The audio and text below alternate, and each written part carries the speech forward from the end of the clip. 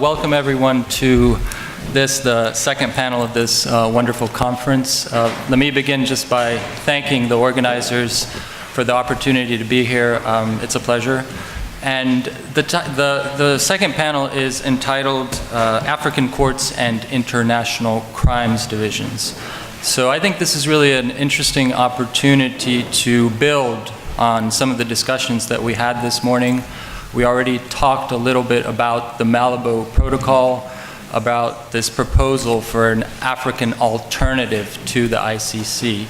And we're going to explore that proposal in greater depth on this panel. So without further ado, let me just introduce the speakers. So we have a really interesting lineup. First of all, we'll have introductory remarks from Mr. Abdul Tejan-Cole, who is the Executive Director of the Open Society Initiative for West Africa. And then we'll have three panelists. So unfortunately, one panelist is not here, but we will have three panelists. Ottilia Maunganidze, who is a senior researcher and working in the Office of the Executive Director and in the International Threats and International Crime Division of the Institute for Security Studies here in South Africa. I'm sure many of you are familiar with that institution. After Ottilia, we will have actually the coffee break. So this panel is structured in a slightly unusual way. We'll have the coffee break. We'll have questions and answers, and then the coffee break, and then after the break, we will reconvene, and we'll have two more panelists. First, we will have Mr. Simo Väätäinen, who is a witness protection consultant, former chief of the Victim and Witness Protection Unit at the ICC and also at the Special Tribunal for Lebanon. And he was also a member of the UN team of experts who conducted an assessment of the Special Criminal Court in the Central African Republic. And that's what Mr. Väätäinen will discuss with us today. And then last but certainly not least is Mr. Netsanet Belay, who is the Africa Director of Amnesty International. So I think I'll just turn it over to the first speaker, who is Mr. Abdul Tejan-Cole. Thank you, Patryk. Good afternoon to you all. I want to extend special greetings to students from the University of Cape Town and the University of Western Cape. As most Africans, I follow a lot of what's happening with students' movement in South Africa, and I want to say that I have a sense of nostalgia, and I wish I could go back to my student days. I seem to have missed the best part. I think, as I told Patryk yesterday, that a lot of what we're going to have to discuss at this particular panel and what the panelists are going to have to discuss will probably have been said in the first panel, and I think I was pretty right. And it's always difficult when you're following a great panel, and this morning's panel was really a great panel. And so a lot of what I would say here very briefly would be just reiterating a number of key points which have already been made during the first panel. I want to start off with making a few points based on a conversation I had on Sunday evening. Sunday evening, I had the pleasure of sitting next to somebody who's present in this room for dinner. And he said to me, I think you NGO lot don't do a lot or don't give much credit to Africa and the African Union for the work that the African Union has done. And as one of those who is amongst the NGO lots, the NGO bandwagon, maybe I should probably start today by acknowledging the tremendous steps that the African Union and Africa has played when it comes to international criminal justice. Because I think it's a very fair point to say that we have not acknowledged sufficiently what Africa has done. I think when you go back, and I think Tim mentioned this morning, and a number of African scholars have mentioned this point, that when you look at the constitutive documents and you look at the whole governance architecture of the African Union, more than even the European Union, more than any other regional body in the entire world, the African Union puts a lot of emphasis on the whole question of peace, reconciliation, and most importantly, justice. In all its documentation, the AU has made it quite clear, from its constitutive document to its policy framework on conflict, to the establishment of the Peace and Security Council, the African Union reiterates its commitment to accountability and justice. And I think in terms of its legal framework, the African Union really is a leader in this regard. In addition to that, if you take a look at the various courts and the various international processes that have taken place in Africa, Africa is really a leader when it comes to innovations of the various types of courts and the various types of tribunals that have been set up in the world. I mean, we've had international tribunals, we've had mixed tribunals, we've had national tribunals. You name the type of tribunals, Africa has had it. And we continue to have it. I'll talk about one or two of them towards the end, but Africa has been very innovative and has led the way in terms of the innovation around international criminal justice.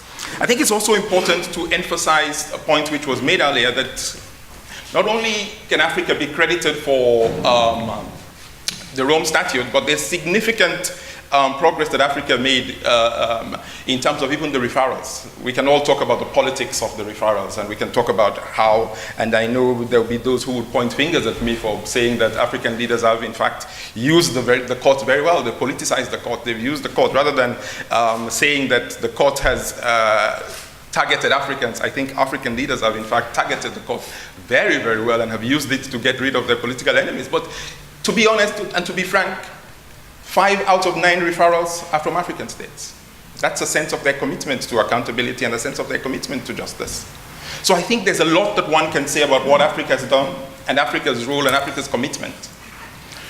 But I think it's also important, and it's worth also emphasizing, that despite all of this commitment, despite having an excellent legal framework, and despite setting the normative framework and putting all of it in order, there's still a lot more work to be done. And there's still huge gaps. There are still too many victims in Africa who go without justice. And I think it's a point that we need to continue to emphasize, and a point that we need to stress, to say that until we're able to achieve a situation whereby victims in Africa are not left without justice, then we would not consider it a success. And in all that we try to do, and in all that we try to pursue, in the work that we do, and in the work that many civil society organizations within Africa seek to do, it's really about accountability for the victims. And there's a gap between what is on paper and the reality. And this is why we continue to urge our African governments. We continue to urge our African institutions. These are institutions which we are part of and which we have ownership of. And we continue to urge them to say, there is a lot more work that needs to be done, and that we are ready and we're willing to work with you and to support you in achieving this. The point was made this morning that the ICC cannot do it all. And if you go back to the Rome Statute from the very beginning itself, I don't think the ICC anticipated to do everything on its own. The fact is that it's very clear, even within the Rome Statute, that the ICC could only have jurisdiction where states are unwilling or unable to prosecute. And I think part of what needs to be done, and the word has been used this morning, complementarity, positive complementarity. And I think part of what Jim Goldstein and others within Open Society Justice Initiative and a number of other organizations have been pushing for within Africa is the whole question of complementarity. We need to strengthen our national institutions. We need to strengthen our national judicial systems. If you don't want the ICC, if you don't like the ICC, there is a simple alternative within the Rome Statute. Strengthen your national judicial system so that your national judicial system can deliver independent, fair, and credible justice. And it's an easy way out.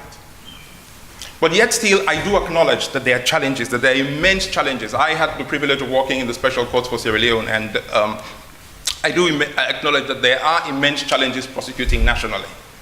One of the key challenges in national prosecution is the whole question of bias, and the whole question of the fact that most of us were parties to the conflict in Sierra Leone, and it was very hard for us to divorce ourselves from what went, the incident that went on. I still vividly recall when we went to court to apply for the transfer of Fode Sanko, the rebel leader, from the national court, because he had been charged under the national court, for him to be transferred from the national court to the special court. The presiding judge then was very, very angry. He looked at us, says, oh, you human rights people, you're going to waste time with this man. You're going to spend a lot of money trying this man. Give me 2 weeks and I will lock him up. Before even hearing any evidence, he said, give me 2 weeks and I will lock him up. So there's a whole question of bias. There are lots of other issues in terms of the challenge regarding national prosecution and national justice. The whole question of the legal and procedural framework. If you look at the Sierra Leone context, we didn't have war crimes and crimes against humanity within our legal system. We didn't have it in our law books. Had we opted to prosecute Charles Taylor and others, would have had to do so under domestic law. And I don't think the implications are the same. Trying somebody for murder as opposed to a crime against humanity or war crime is not the same. It doesn't resonate as the same. So I think there are those challenges. There's also the challenge of retroactiveness, retrospectivity. The Special Court Act, by the time it was passed, we had huge arguments before the tribunal, before the court, as to whether some offenses were part of national law or whether they were part of customary international law. To establish that they were part of customary international law, the whole question of recruitment of child soldiers, some of the gender-based offenses. All of these issues pose a major challenge to national court systems, and there are lots of them. Sierra Leone had the dubious distinction where it granted an amnesty, a blanket amnesty, to all those combatants who were involved in the conflict in Sierra Leone. So if we were going to prosecute nationally, how would we have been able to go around that amnesty? Even though the last minute, the UN in Lome endorsed one of the peace agreement, one single copy of the peace agreement to say this amnesty will not apply to war crimes, crimes against humanity, and genocide. Nobody, I don't think a single Sierra Leonean has even seen a copy of that document, of that particular agreement that was endorsed. But the UN assured us, and you know, whenever the UN assures us, we believe that that's true. But so, because of these challenges in national prosecutions, we've opted in a number of instances to look at the regional options.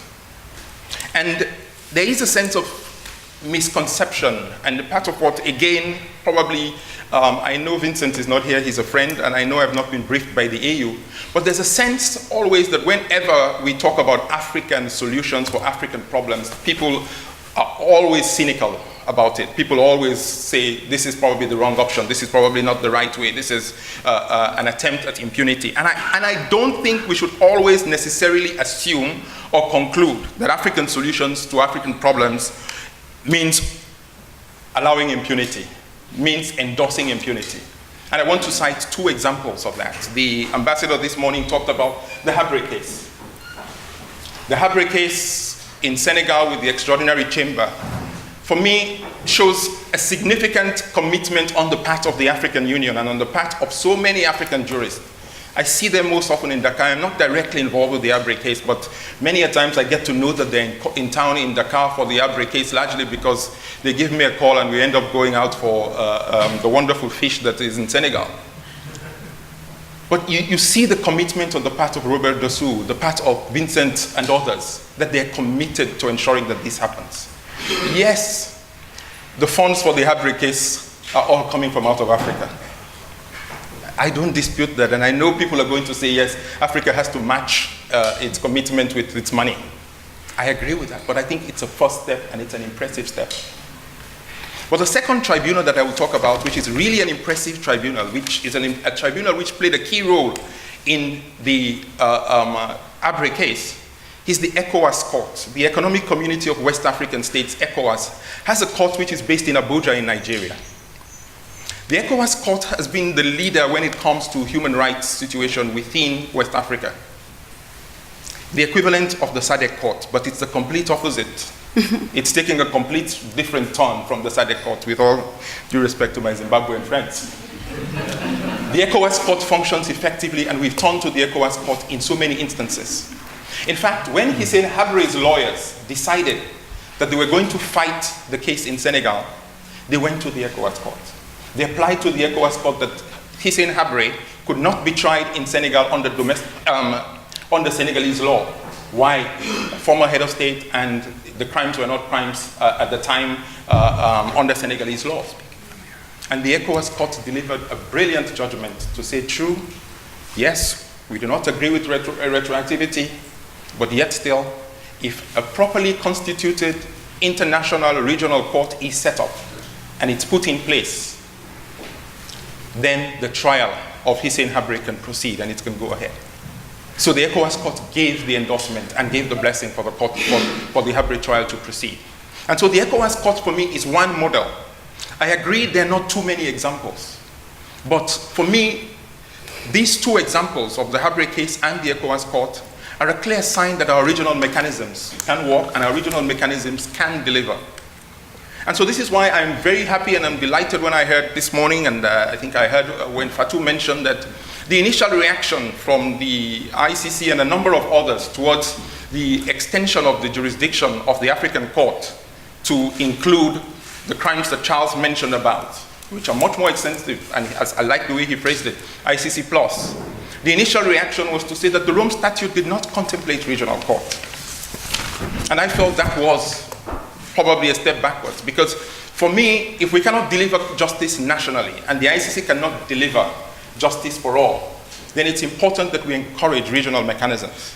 And if regional mechanisms like the ECOWAS court can deliver justice regardless of sovereignty and national issues, then I think such courts should be encouraged. And I'm really happy with the stance that the ICC would now be prepared to engage with an African court. But it's important to emphasize that having an African court does not mean impunity. Having an African court, we must ensure that that court is credible, that that court can deliver justice for the victims. Because if that court cannot deliver justice for the victims, then I think that court will totally fail. What a lot of victims want, and I think having been a victim of conflict myself in the Sierra Leone context, I can safely say, I'm not too worried whether it's the ICC. I'm not too worried whether it's a national court. I'm not too worried about which tribunal. All I'm worried about is that there's accountability for those who've committed some of these serious crimes and that they're brought to book. National, regional, or international, it doesn't matter. And so this is why it's important for us to look at everything comprehensively, not just to say that there's only one option or there's only one way, that we could look at it holistically and we'll be able to make a difference. Thank you very much, and I think my job here is done. Okay. Thank you.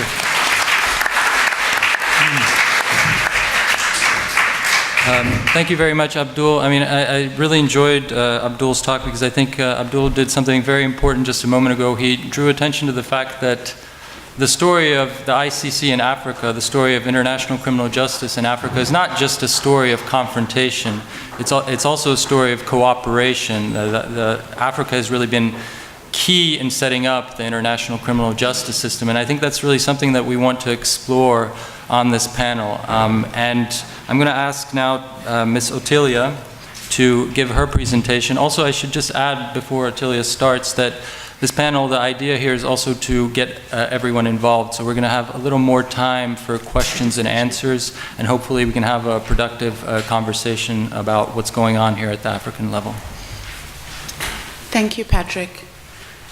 On the evening of the 30th of March 2015, the lead prosecutor in the International Crimes Division of the High Court of Uganda, Joan Kagezi, was sadly killed because she was at the time prosecuting a case related to terrorism. Before I begin my presentation, I'm going to ask that we take a moment of silence in remembrance of someone who was fighting not only to deal with international crimes, but a slew of other crimes that the divisions I'm going to speak about are also tasked with. A true champion of international justice and human rights.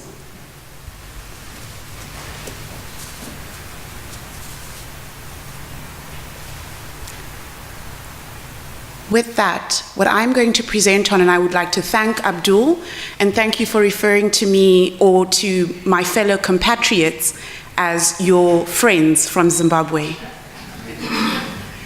And in many ways, you are a friend because you've done quite a lot in terms of introducing the topic so that we don't have to.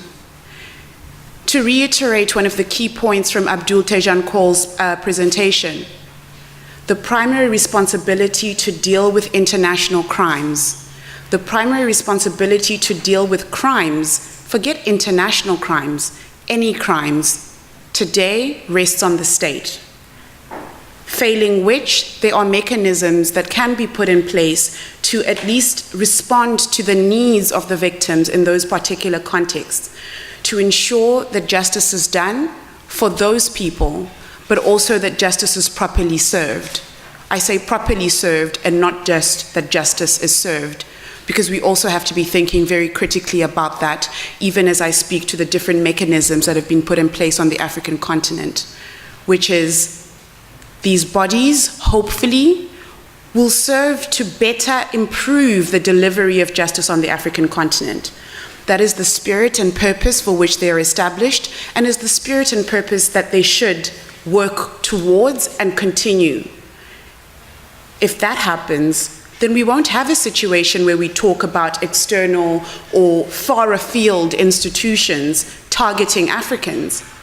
Because while we speak about that, we must always recall that the first people to target Africans themselves, in the cases, those that are currently before the ICC, and this will be my only mention of the ICC in my presentation, were, whether we like it or not, whether we want to admit it or not, were Africans themselves who committed some of these crimes, and it is something that we have to be mindful of.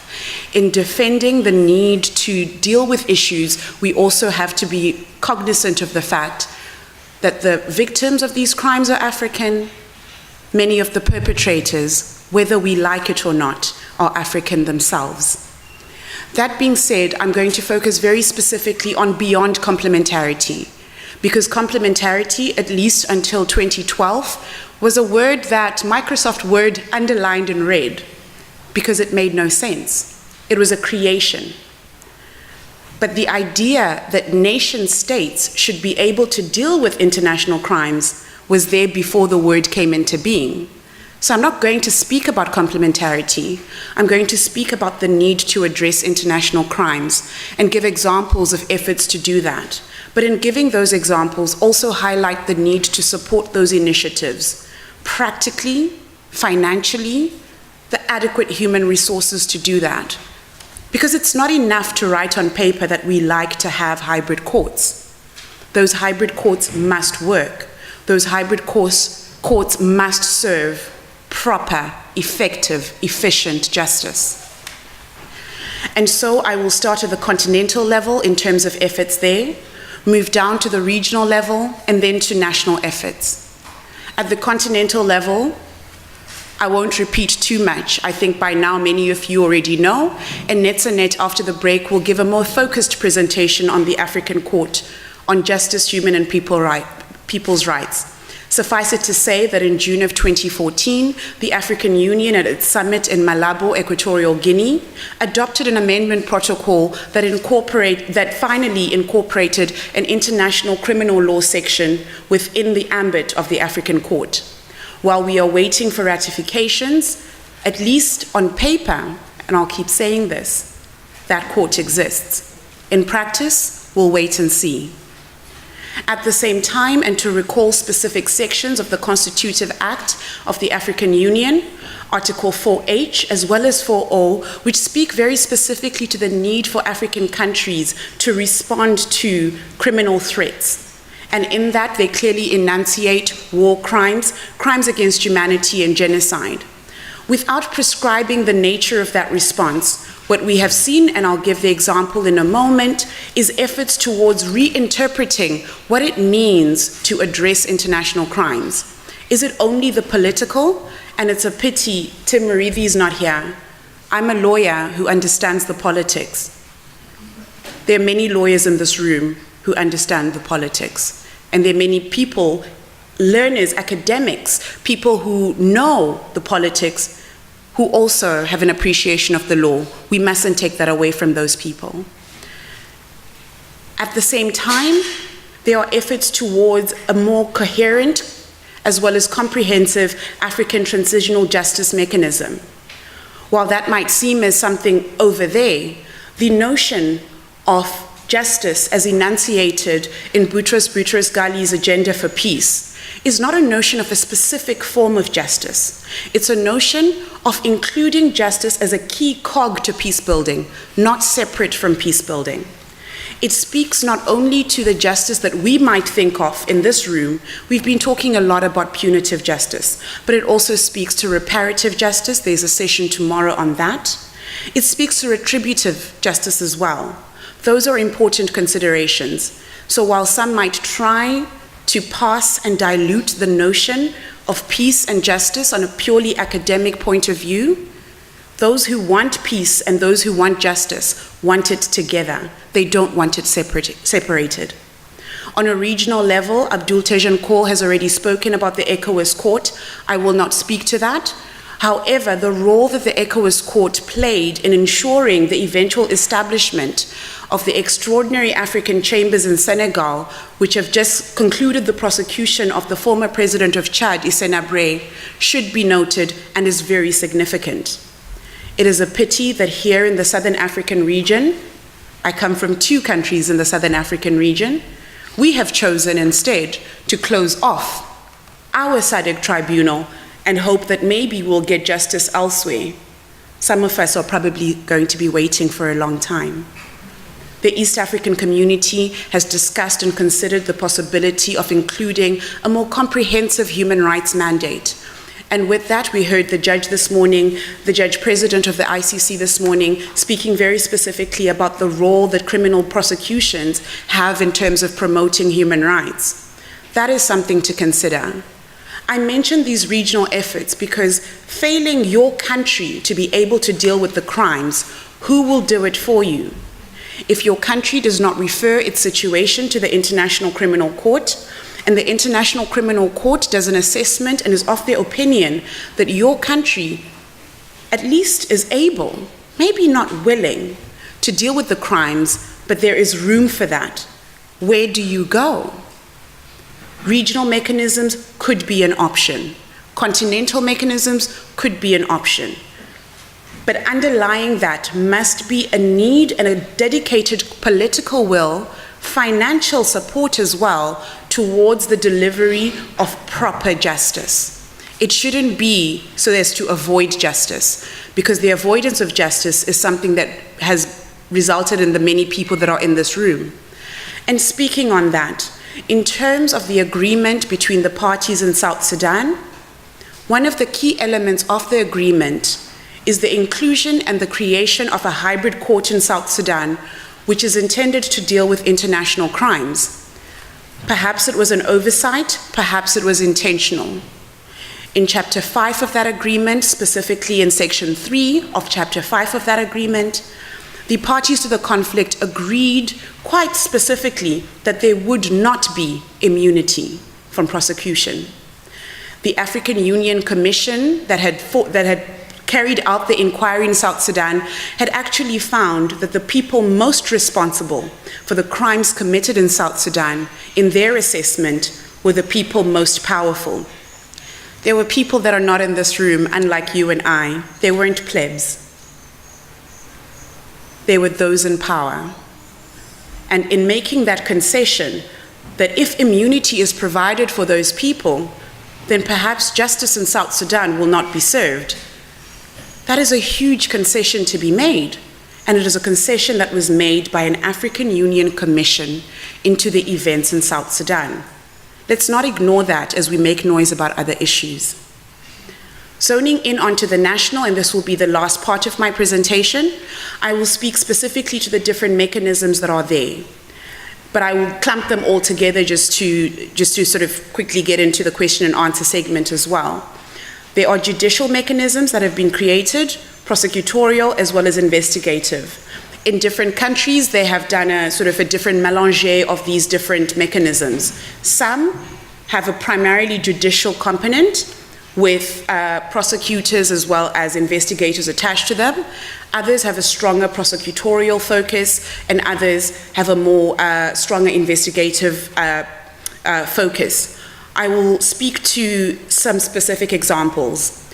I will do this in alphabetical order, and not because the DPP of Kenya is present in the room.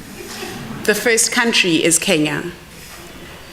Kenya, as many of you know, is a situation before the ICC. But even then, recognizing the need to be able to deal with international crimes, not only those arising from Kenya, mindful of the provisions of the implementation of the Rome Statute Act of Kenya, they have chosen to also establish an international crimes division, judicial, but with members of the Office of the Directorate for Public Prosecutions who are attached to that ICD, and working also with the Kenyan police. This is a similar model, and I'll skip my alphabetical now, as that in Uganda, which is a judicial international crimes division of the High Courts of Uganda, but which has prosecutors attached to it, as well as investigators who are meant to work through a prosecutor-guided form of investigation to ensure the investigation as well as successful prosecution of people so charged. Back to the alphabet. Rwanda. In Rwanda, a country really affected by the genocide in 1994, saw it fit to also establish a specialized war crimes unit. This unit is primarily prosecutorial, but it also lends itself to the fact that Rwanda, which is a mixed legal system, predominantly civil law, also works very closely with investigative magistrates in order to be able to do their work. In South Africa, where we are, the Priority Crimes Litigation Unit in the National Prosecuting Authority, working in conjunction with the Directorate for Priority Crimes Investigations, which most of you know as the Hawks, deal with the international crimes. But at the same time, the courts themselves have become seized of matters related to international crimes. Just last week, the Supreme Court of Appeal handed down its decision in respect of whether or not the South African authorities should have arrested al-Bashir. And with that, and in many ways rounding up my conclusion, I would like to take note of the advocate in the case against the government, Max du Plessis, seated somewhere there, sort of trying to hide himself, but I see you and I recognize you.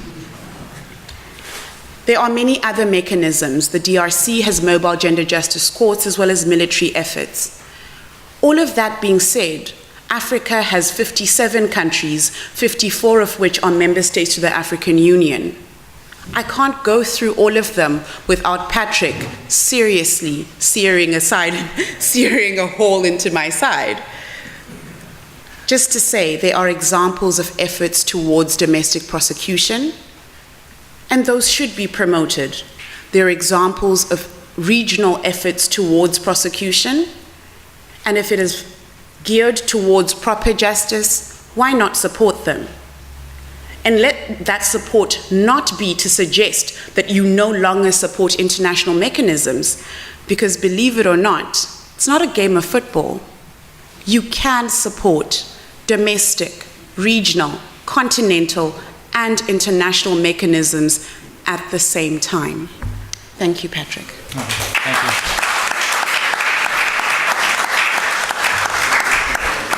Thank you very much, Ottilia. So before we open this up and start our conversation about the domestic, regional, and continental mechanisms for fighting impunity, I want to give Mr. Tobiko an opportunity to speak. So Mr. Tobiko is the Director of Public Prosecutions in Kenya, and Ottilia just mentioned this unit. So I think it would be interesting to hear a few things about what's going on in Kenya.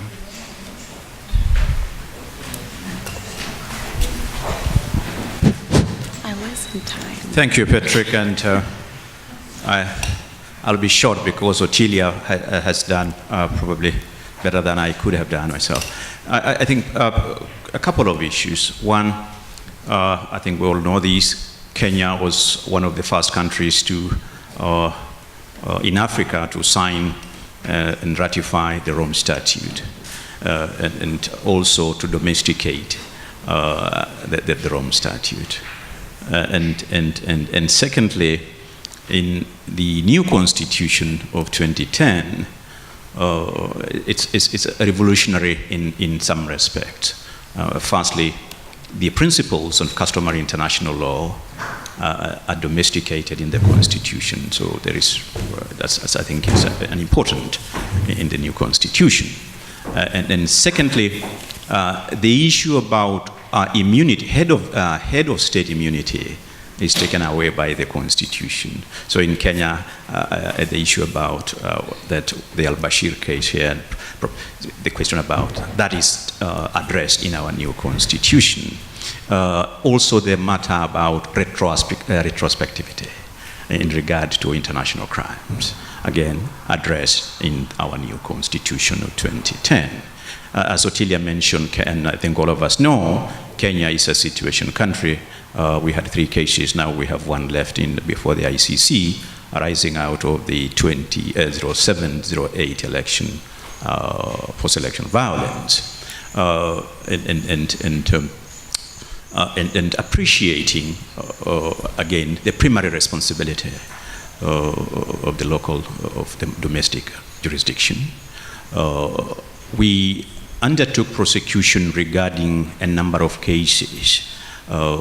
In total, about 6,000 cases were reported to the police.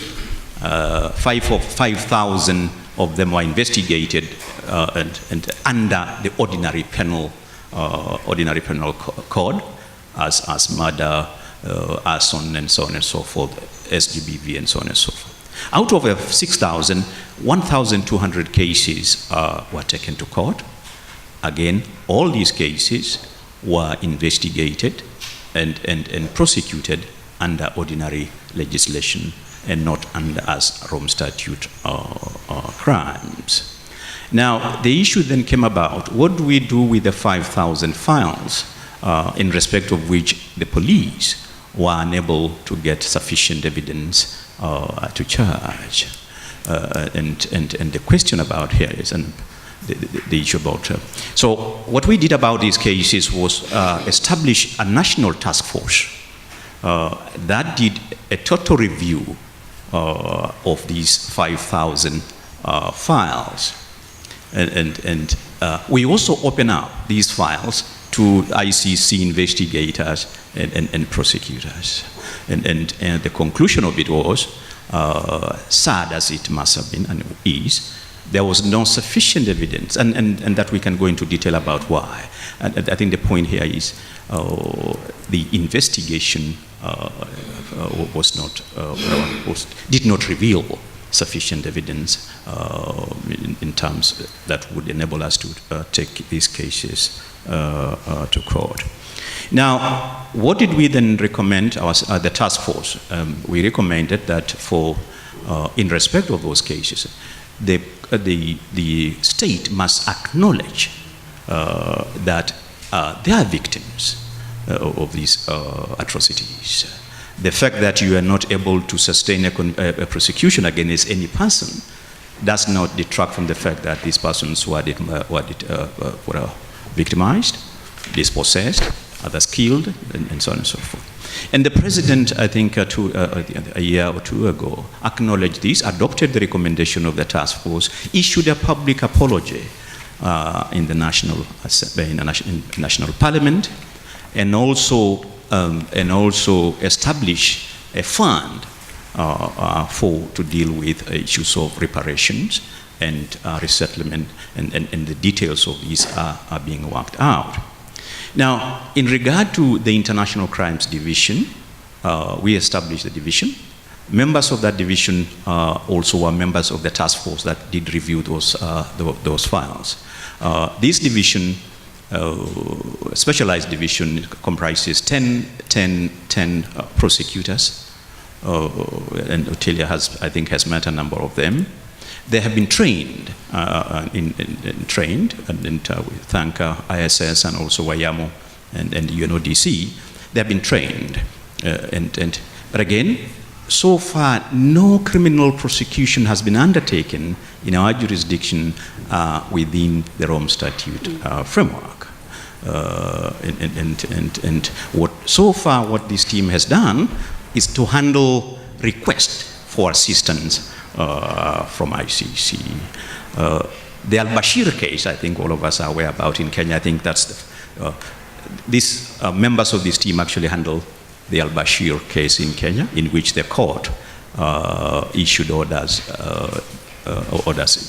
not too dissimilar from what the South African case. The question about arrest and surrender of certain Kenyans again, this team, we got now 3 requests. One has already gone through the High Court. The High Court authorized surrender, arrest and surrender. The matter is in the Court of Appeal. And 2 other cases are pending before the High Court. Now, the importance about this unit is you need, and I disagree here, I don't see James. James in the morning say you don't need to be trained. I think international crimes and transnational crimes, by their very nature, are very complex and very specialized. It requires specialized skills, both in investigations, prosecution, and judicial systems. So this unit, as embryonic as it is and trained, but it has challenges. It has challenges in regard to human capital.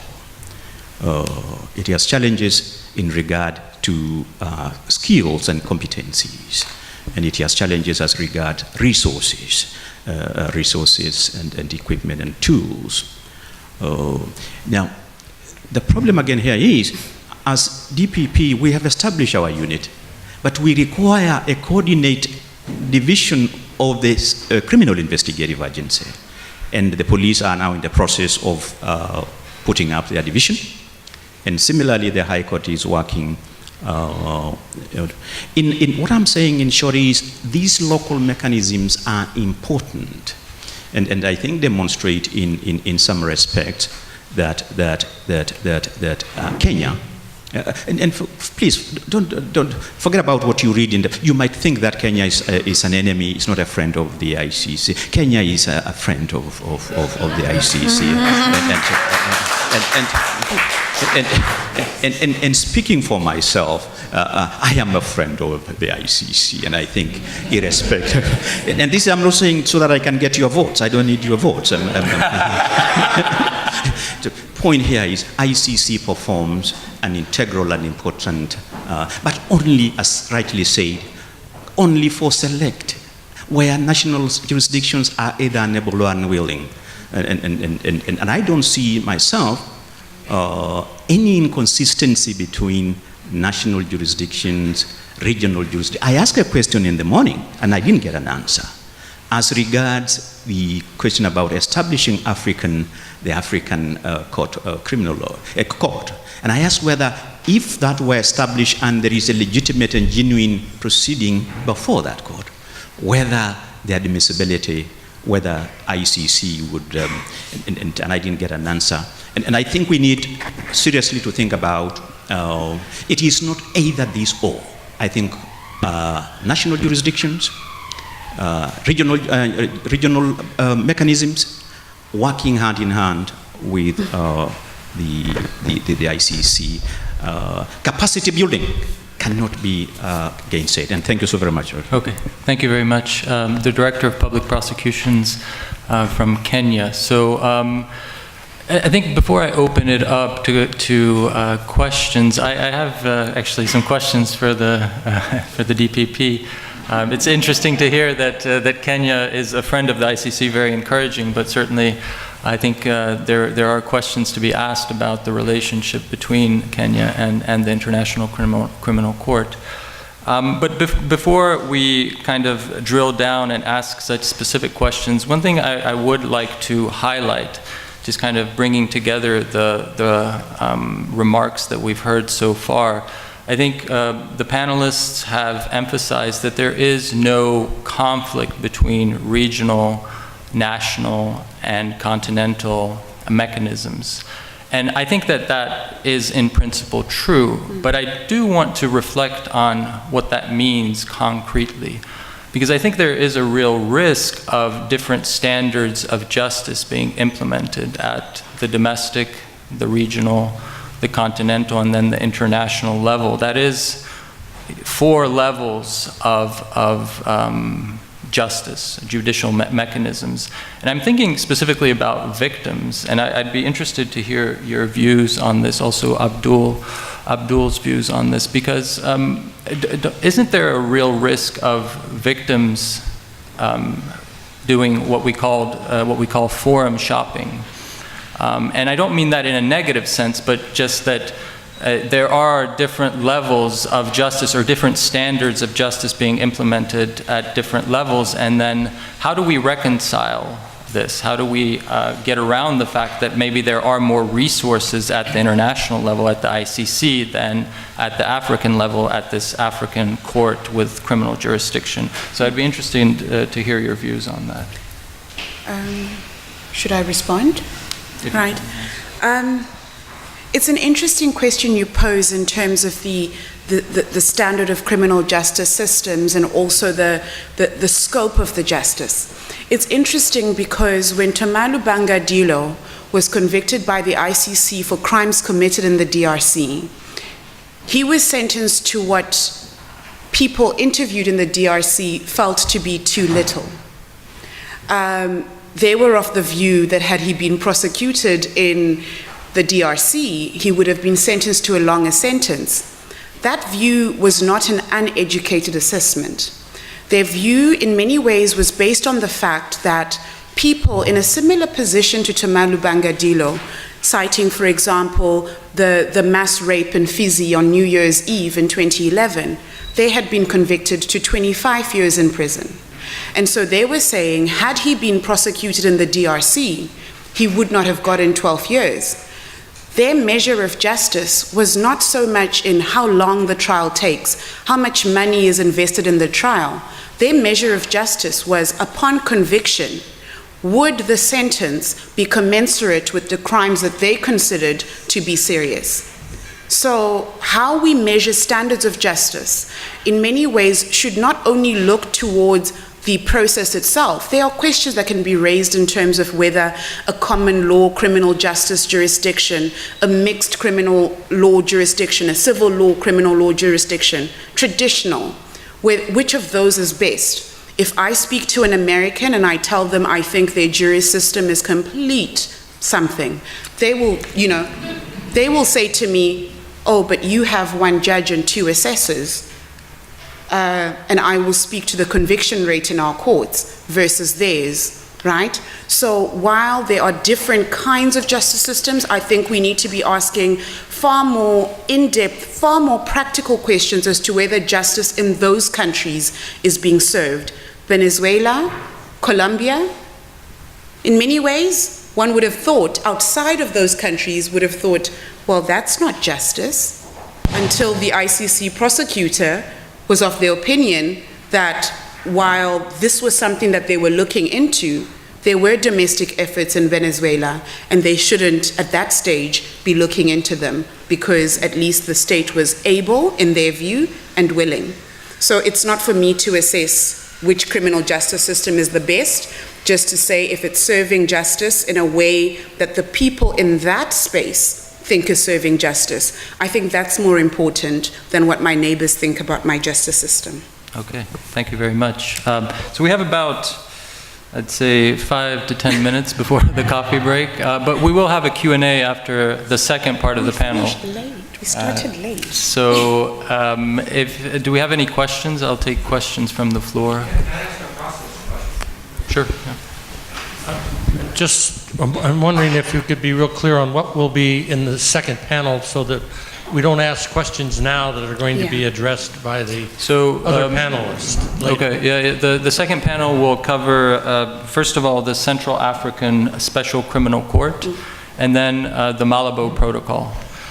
So if you could maybe limit your questions for now to the issue. The Kenyan DPP's question will be answered then or before then? If you want to ask a question to the DPP. No. I'm just wanting. I didn't have the time. I was going to give an answer about the complementarity in regional courts, but I would much rather listen to the experts and then ask the questions. That's why I just wanted to make sure what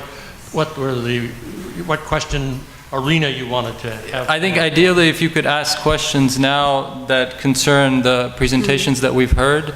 And limit it to that, and maybe not so much the Central African example, and then we will have more specific questions after the second panel. Well, my quick question is kind of on the principle of subsidiarity and complementarity.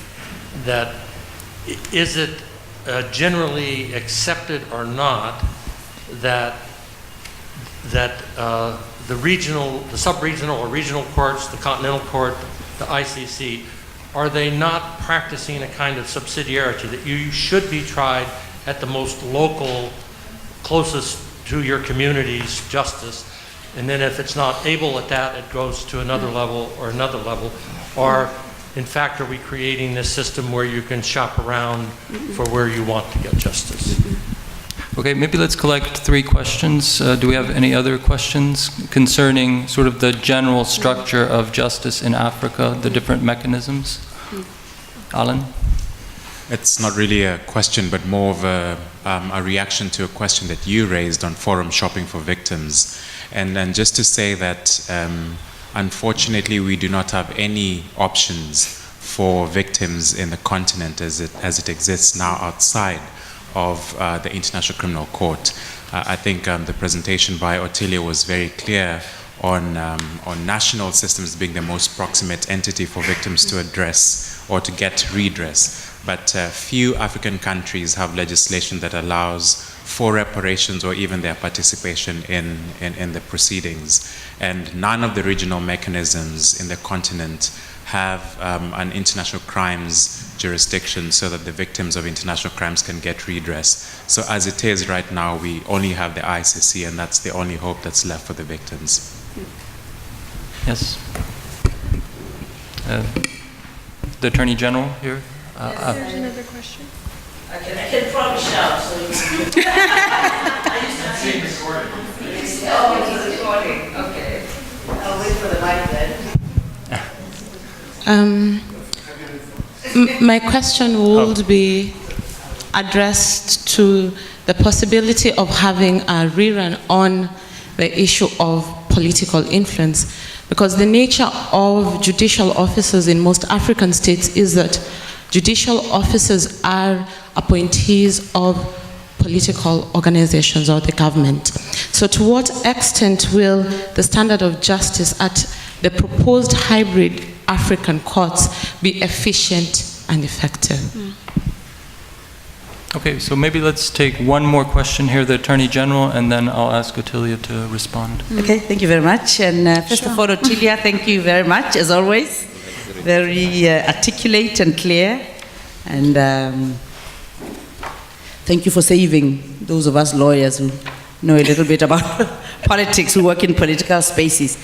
I think that, like you, I'm a little bit ashamed, coming from SADC, that when other regions like West Africa, which I would like to congratulate and commend, are moving towards, have moved basically towards seeing their court as playing this complementary role, but that I won't say what the reasons are.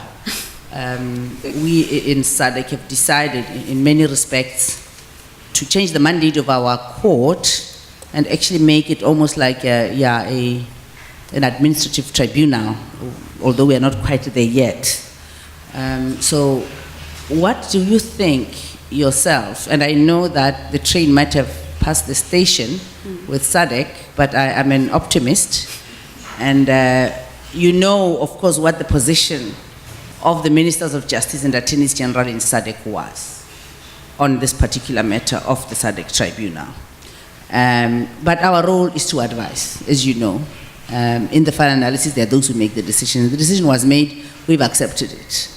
Do you think, going forward, there might well be a way of starting over to, because we do have quite a bit of sympathy. Certainly my own country is very, very sympathetic and supportive of the ICC. And do you see any potential for maybe picking up the pieces in SADC and finding a way of doing something similar to ECOWAS? And I know this is an unfair question, but you know, you are young and creative, so maybe you can teach me something. You just say, you know, whether if you think it's a total, we should give up completely, that's okay. But I don't want us to give up. Okay, thank you very much. Ottilia, if you can respond, and then Netsanet also wants to jump in. So. Yeah. On your question in terms of, you know, recourse to judicial mechanisms at different levels. Now, at the moment, on the continental level, and I'm sure Netsanet will speak to this as well, the African court is in many ways at the moment a court of last resort. And the emphasis is on exhaustion of internal remedies. But even if that weren't there, the nature of the African Court Protocol as it stands is that countries that have made Article 34.6 declarations allowing for their citizens direct access to the court, they are the ones who have the fastest way to the court. It's back to 8. It would have been 9 had Rwanda not chosen to then withdraw its Article 34.6 declaration, but it was replaced, and I say this facetiously because it wasn't replaced. The idea is that all African countries that are party to the African Court Protocol also make the declaration allowing direct access. Without that direct access, then what ends up happening at the African Court level is a lot of the issues are administrative matters. They have dealt with substantive issues, but not as many as one would hope. The African Commission on Human and People's Rights then is the primary recourse if and only if, not only if one, at national level, there is no recourse, and you've exhausted internal remedies. Second option is if there would be no recourse at your national level.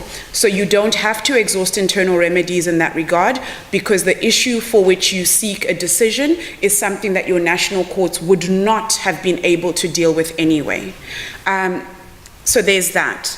So people won't just hop to the African court because they hear that it gives better justice. They have to exhaust internal remedies. And then, look, Alan answered this question in terms of no options in many ways. So while we can speak of victim shopping, the reality is a lot of the jurisdictions on the African continent do not allow for a victim-centered approach to justice. So it's not the victims that shop for justice, it's the legal representatives who are not necessarily working for the victims.